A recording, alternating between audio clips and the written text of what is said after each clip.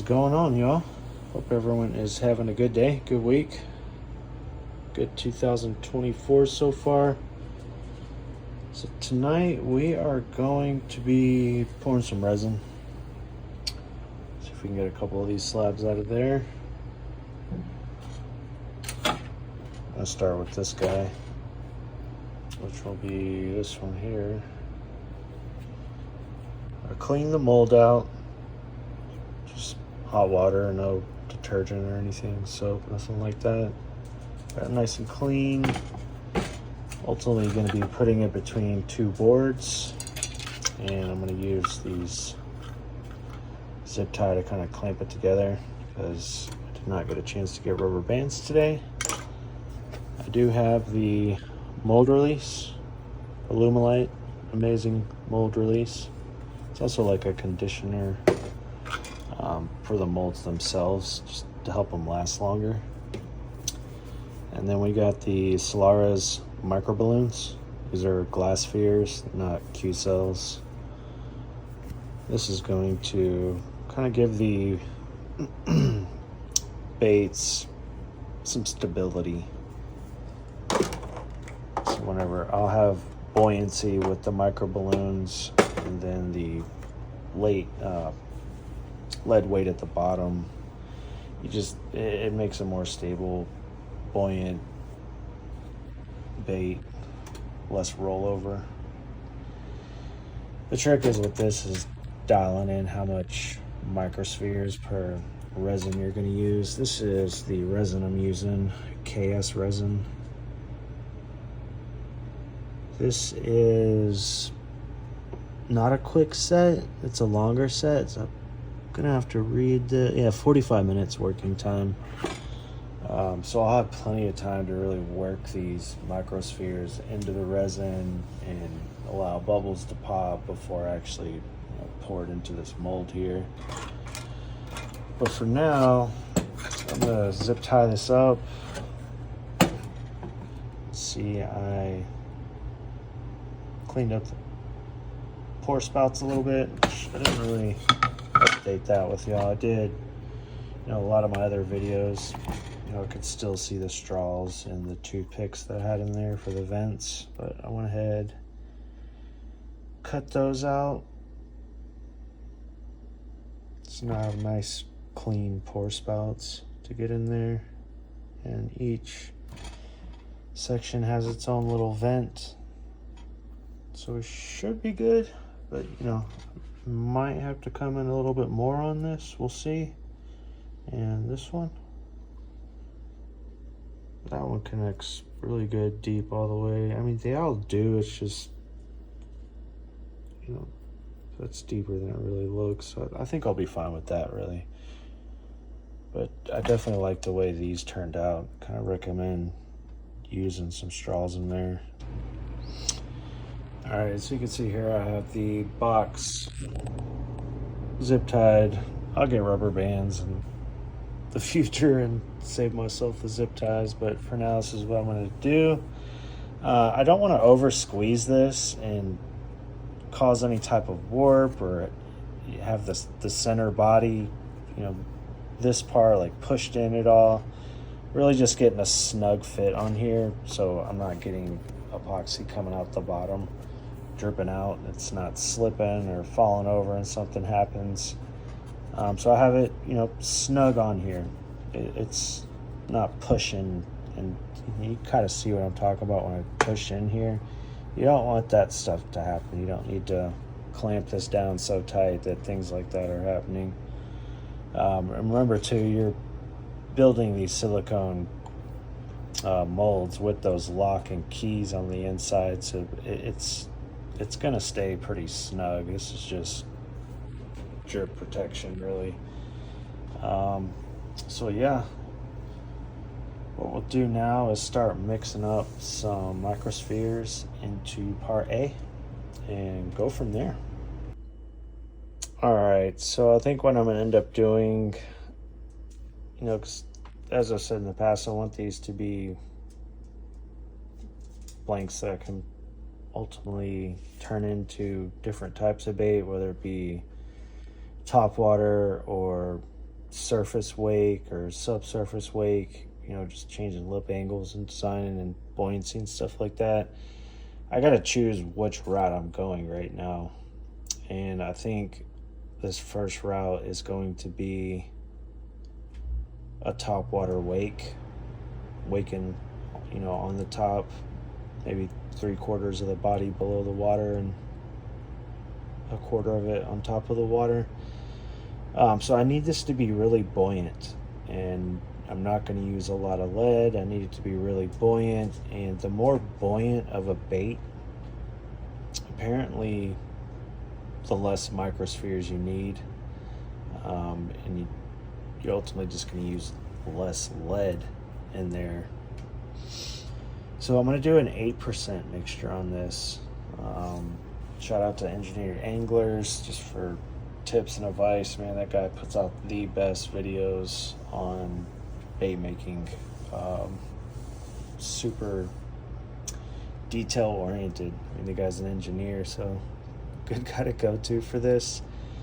But according to him, he uses like an 8% rough mixture there for super buoyant top water stuff, and he'll do the 10% for heavier, deeper water stuff. And that's because you want more buoyancy when you're adding more lead, for equals out to more stability ultimately. With top water baits, you don't necessarily need to use as much of these microspheres because you're ultimately going to use less lead, so it stays floating. So this will be fun. Yeah, let's go ahead, and I think I'm going to do 20 grams. I think that'll be enough for this. I didn't do the little dunk test and see how much water poured out, collect that. I didn't do any of that work. I have 45-minute work time, so 20 grams isn't enough. I have plenty of time to mix up a little bit more. I'm just going to remember the 8% ratio whenever I mix more. So for now, we'll be good. But you can see how fine powder that it really is. Super fine powder stuff.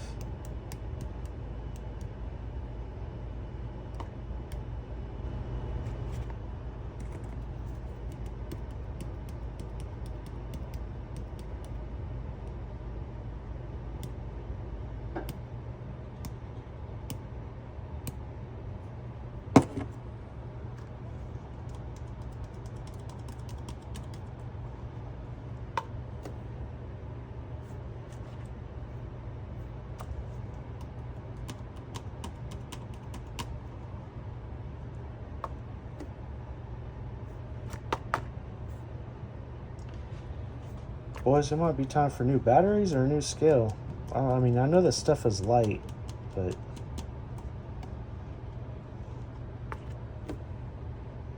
all right. So we're gonna try that out and start mixing up some resin in here, and I'll kind of show you some stirs of that. All right, so I got some micro bubbles, microspheres mixed into the resin, the part A. It kind of turns it into like Elmer's glue consistency. So I'm just mixing this up gently, and then I'll pour the part B in here and mix thoroughly. Let it sit for a minute or so, let some bubbles pop before I actually start pouring it into the mold. But yeah, we're moving along. Check back in with you just a bit. All right, so we got resin poured.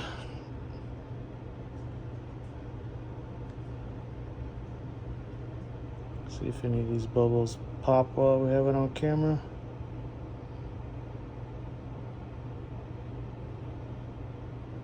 Probably not with all these microspheres in here. All right, but let's pour something.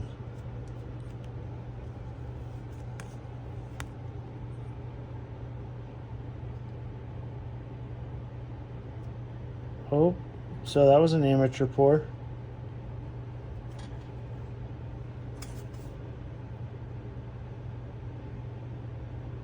All right, we can get some of this back down in there.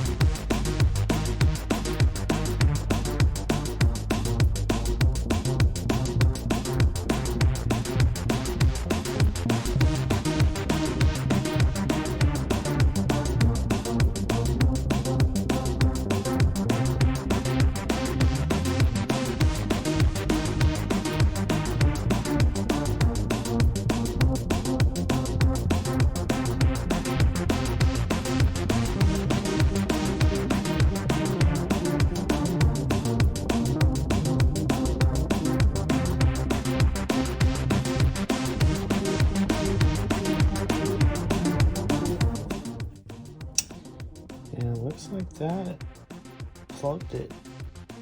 I'm gonna leave that extra puddle on top because this shrinks just a little bit over time, so it'll suck some of that extra resin down with it.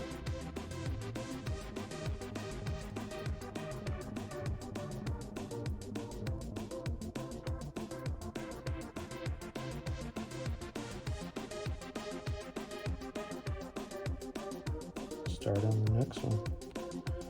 I'm gonna do this for a bit though, I'll check back in with you.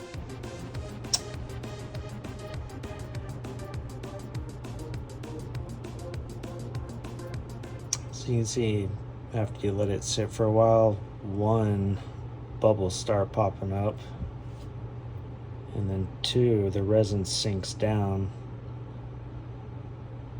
So you just want to come back and pour a little bit more over that. Check it every few minutes. Make sure it stays topped off before you walk away. So I'm gonna keep an eye on this, keep topping it off slowly, checking for any bubbles to come up, pop those, make sure I'm still keeping these nice and filled up and white all the way to the top. Yeah, we are getting there. All right, so I'm pretty sure I have it nice and topped off. I'm gonna go take a little break from this. Come back in a few minutes, see if it has sunk at all. I don't think it will. I think we are nice and topped off now, but we shall see. Man, all I gotta do is let it dry and cure and pop this bad boy open and see what we have. For now, we wait. All right, let's take this guy off.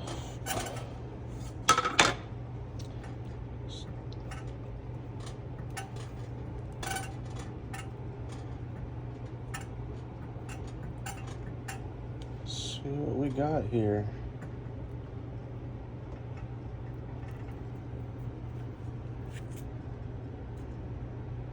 Okay. All still intact, everything looks good. Whoa. Yeah, that's a lot of flashing around here. I think that's because of the longer work time epoxy that I got. On the quick set epoxy, I don't think all of this will have time to seep out before it hardens. I think it'll harden quicker and not pour out here as much. Yeah, I'll be honest, I've never seen that much flashing. I don't know how that's possible. But I'm assuming it's because I used that 45-minute setup time. It just takes longer to cure, and it made its way through the cracks. Whereas something that sets up quicker probably won't do that. I'm hoping, maybe, hopefully, we'll see. But either way, this is this can all be cleaned up. I'm actually gonna grab a razor blade and score a couple lines and see if I can pop one of these out real quick. Be right back. All right, so it came out all as one piece.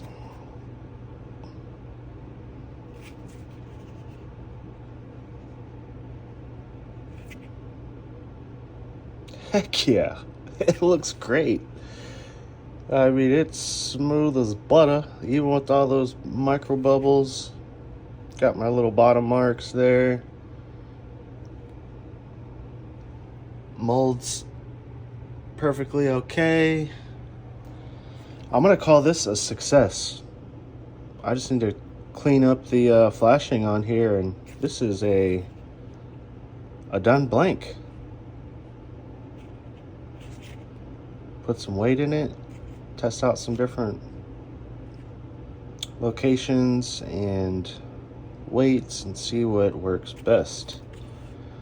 But that is pretty damn awesome, y'all. Wait, did it get in my ear? Okay, it did. There it is. All right. It looks...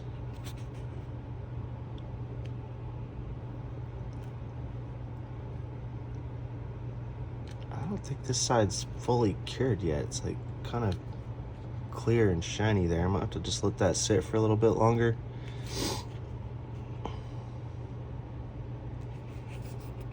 It's hard, it's not tacky though. This flashing is tacky, but this is hard. But yeah, we did it. We got one. Now it's time to just keep cranking these bad boys out. Get them weighted. Get the hardware on. Paint them. Fish them. Cool. All right, well, y'all, I appreciate you sticking around and watching this process and kind of seeing what it looks like. I'm no mad scientist. I'm no genius. If I can do this, guys, you can definitely do this as well. Just do some research, watch some videos, check out Engineered Angler, Marlin Baits, those other guys too. Engineered Angler is going to give you the most information, the most detail and formula and scale. I mean, he just really breaks it down. A lot of the other guys, you're just kind of watching them do it. So if you are new to this and something you want to get into, definitely check out Engineered Angler. But aside from that, this is what Texas is looking like, y'all. A little snow on the ground, sleet, ice, something white out there covering my truck in the road. But the sun should be out soon and melt all the way, and I can get out and about and go do stuff. Hopefully you're not locked in as well with the weather. But yeah, we're gonna be doing some more of this today. And again, thanks for watching, thanks for supporting, thanks for those thumbs up, those shares, those subscribes. We really do appreciate it. And keep an eye on the channel. We'll have more of these coming soon. Thanks. Yeet.